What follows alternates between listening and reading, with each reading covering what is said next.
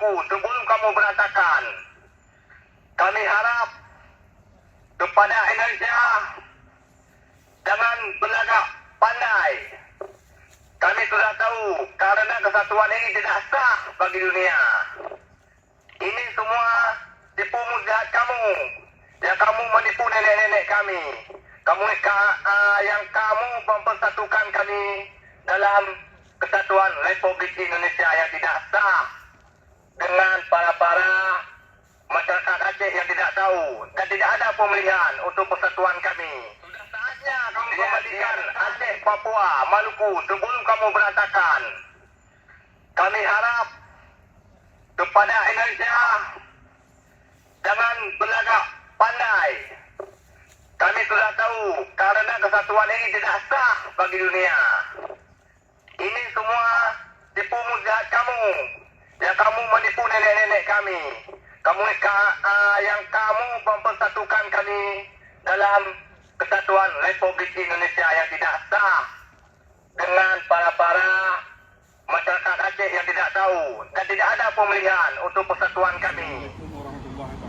Diadakan. Alhamdulillah, Mandu puja kepada Allah Subhanahu Wa Taala. Nasi selalu selalu. Baginda Nabi Muhammad Sallallahu Alaihi Wasallam. Pada panjang kalimah terus semangat Mandu Bangsa Aceh. Tanggalnya 26 Maret 2021.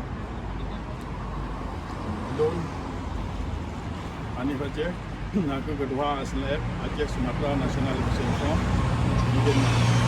Semua tanya nak berbuat maksud di demo itu kerana Copenhagen.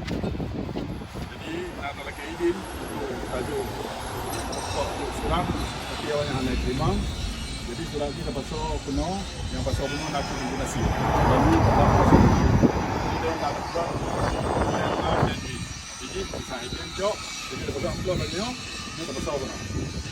Kata kita akan belajar Pak kantor ini lagi jenang kalau pada buat surat apabila ikut tajuk dan kita interview tapi kita pada salah kata nyaku harapan lom Komando Bangsa Aceh 26 Maret sekolah Aceh Merdeka yang tanya sabit-sabit tak pegat aksi iban yang mungkin part mental dengan dia yang harapan lom secara pribadi atau secara Aceh Sumatera National Legislation Front.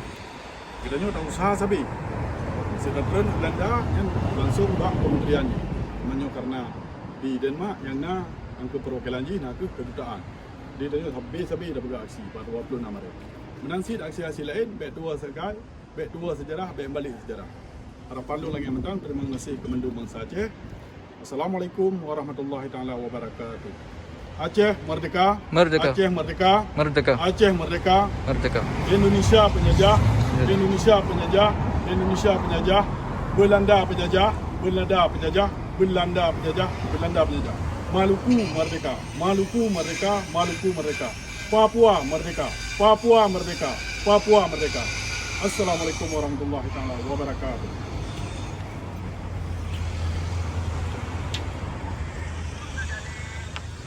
Konflik berpanjangan lagi, sudah saatnya kalian lepaskan kami. Itu harapan kami. Terima kasih.